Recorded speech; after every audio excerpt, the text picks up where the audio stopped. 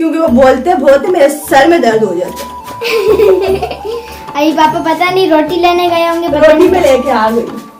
रोटी लेके आ गई? हाँ। फिर पापा किसी को पानी वाले को बोलने गए होंगे ना शायद। हाँ पापा टैंकर को बोलना था ना। हाँ। तो वहीं गए। टैंकर मतलब टैंकी मेरी बन गई फाइनल। मुबारकबाद दे देना इस बात पे मुझे, तुम लोग तंग हो गए होगे ना। सही। डोंकी आया। ये डोंकी मुझे देख के बोलता। आपको बुला रहे जाए बात। यही बात है क्योंकि मुझे जो है ना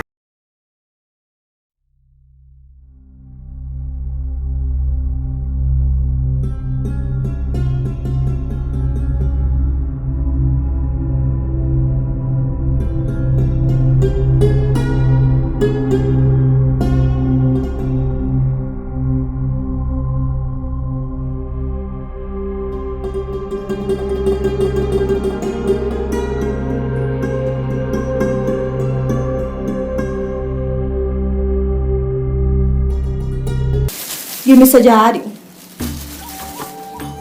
ताकि मुझे अच्छे लगे देखने में। मैं अभी अभी आई थी, मैंने कुछ भी नहीं करा। ये आतिफ का बच्चा ना बस क्या बोलते हैं? आतिफ का बच्चा ना। ओ मैंने टैंकी तो दिखाई नहीं। टैंकी देख देख के सब तंग आ गए आतिफ।